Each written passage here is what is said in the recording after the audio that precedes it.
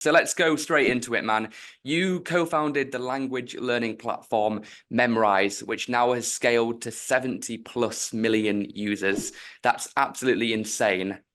What tips would you give to others that are looking to build or maybe start a tech company of their own? Great and very broad question. I guess how to answer that one without getting confused by where you're starting. I think working out, and what I didn't know at the time when we founded Memrise, I was very much solving my own problem.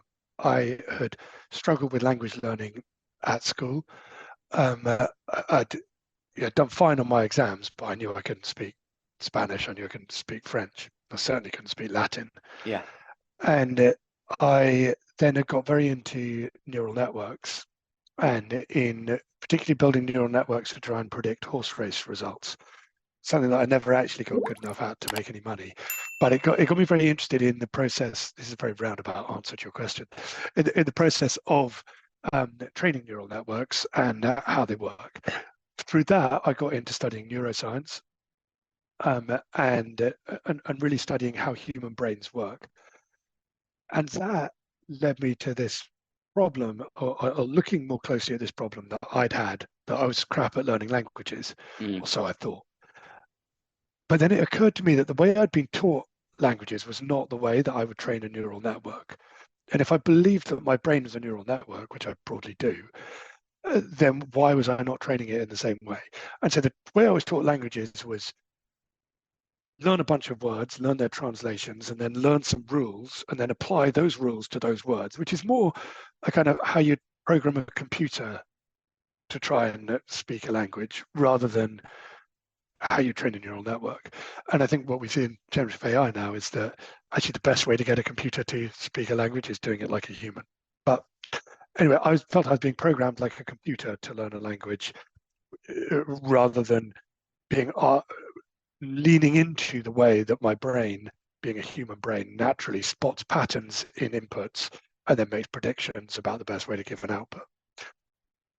So that was the problem that I was trying to solve, and set up Memrise to try and give myself the kind of what I felt was the support I needed in order to correctly train my brain to be able to speak another language, rather than to give it the teaching content that would let me pass an exam in a language. So how does that go back to the advice to people starting a company? I think understanding, doing a lot of things a lot better than we did. I'll come on to what I think we did well in a moment, but I think the things that we didn't do well, I was just solving a problem for myself. I didn't take any effort to go out and see if this was a broader problem that people were having. I just had a statement of belief on it. I think we were very lucky that we got one thing extremely right, which was that we identified very early on that a switch to mobile was happening, a platform switch from websites to mobile. We weren't fast enough to execute on that. It took us literally 3 years to build our first mobile app from the point when we knew that it was the right thing to do. And that was because we didn't have the technical expertise to do it, and probably didn't have the level of conviction in backing our judgment that we should have had. And that was why Duolingo got out with a mobile app 2 years before us, which the rest is history. But what we did get right, we were right enough on mobile. We were in early enough in the growth of the mobile platform to grow with that. And I think also we understood how to get a growth channel really working for us. In our case, it was the app stores, and understanding, particularly with Google, how to, in those days, the developer representatives, their job was to, they looked good to their boss if they could evidence that they were making more money for developers.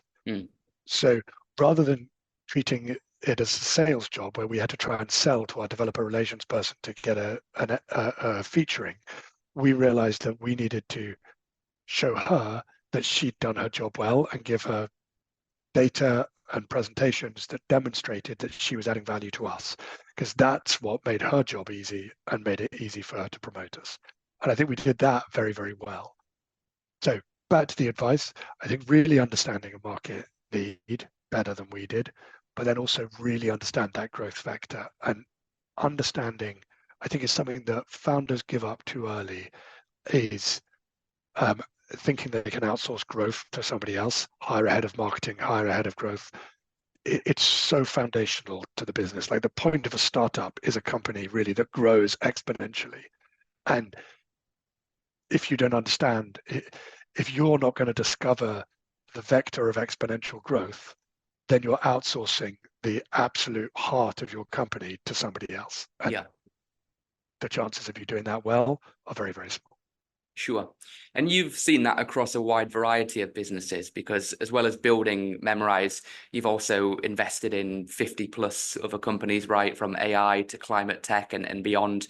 What's important to you, Ben, when investing? You know, what makes an investable founder and business? Yeah, a really, really good and difficult question, because it is, when looking at a business, it's almost impossible to stop yourself from evaluating the business in its current state. But that, for very early stage businesses, is not going to be helpful. Like, what they end up being successful with will be different to what they have now. And it's actually a balance that entrepreneurs have to hold, a difficult balance that we have to hold as entrepreneurs, is that you need a vision of what you're building and what excites you, because that's what gets you out of bed in the morning. And it's what allows you to motivate a team. It allows you to motivate investors, get everyone excited. This is the vision of what I'm building. But you have to also hold very clearly in your mind that you are definitely wrong. That is definitely not what you're building. If you fall into the mistake of building the thing that you have a vision of, then you end up building something that no one wants, because you're not listening to your customers enough. And I've had this, several founders that I mentor. I mentor through companies that I invest in, but I also mentor through a couple of different programs. And I've had several founders come onto those programs who've already invested their life savings in trying to build an app. They had a vision of what they wanted to build, and they put their life savings into building it. And the problem that you see there is that apps never work. Like, when you build an app, it's actually a much more complicated system than you think. And the first version of it's not going to work. But when you've built a whole app as your first thing, you also don't know why it doesn't work. You don't know if you've just got the wrong users coming in. And if you've got the right users coming in, it would work perfectly well. You don't know if there's a bug in the Facebook login, which is causing it to break. You don't know if there's weird redirects happening in certain situations that you weren't expecting. Or you don't know if you've just built the wrong thing. And that's why the process that you need to identify early is a founder who can hold in mind, they can inspire people about their current vision and inspire themselves, but they realize that what they're building out is not an execution roadmap to build that thing. It is a discovery roadmap of how do I de-risk this path. And so seeing that, the way that I look for this in companies is I tend to work with companies for a while, 4, 5, 6 meetings before I invest in them.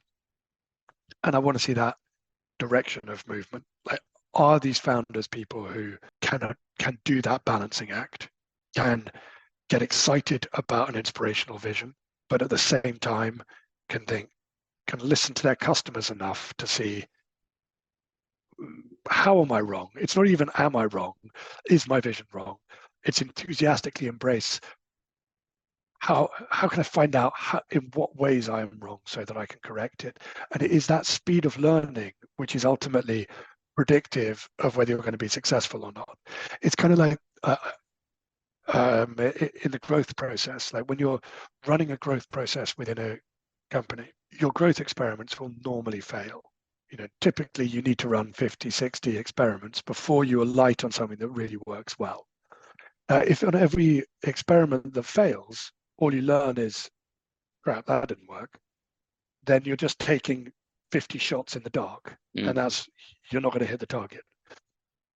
So the crucial thing when running growth experiments is to see, if this experiment fails, and you do this in advance, if this experiment fails, what am I going to learn? And if you're not going to learn anything, then it's almost not worth doing the experiment, because you can't afford to just taking shots in the dark. So then you need to restructure the experiment a bit so that you learn.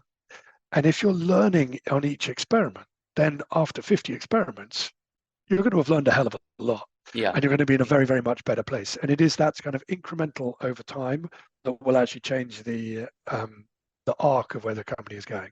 So what I look for is a founder that displays those kinds of abilities. And that can mean that the actual company that you end up building is completely different. Yeah. But it's all built on that same core skill.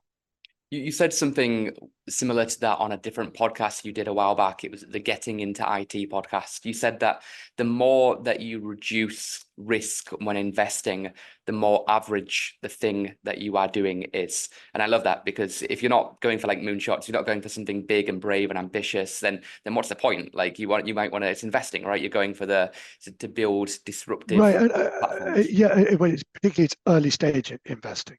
Correct. And this is not, we're not trying to normalize returns Yeah. here. You are trying to Yeah.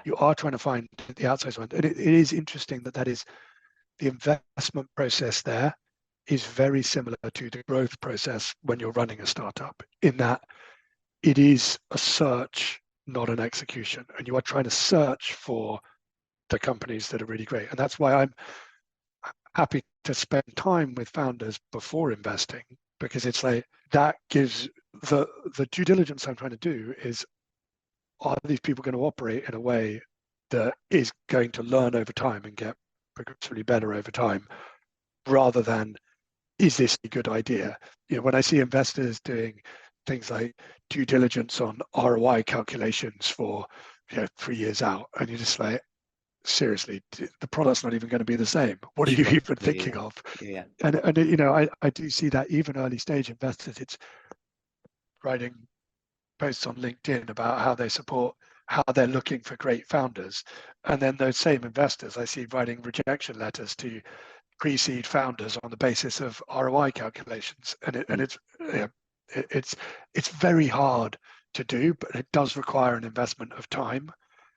But in my mind, if I invest 6 hours over 6 weeks having conversations about a growth process and customer development process, that's much less than I might have to invest in doing a traditional due diligence process, but actually gets right to the heart of the due diligence that you need to do, which is more on the approach and abilities of the founder.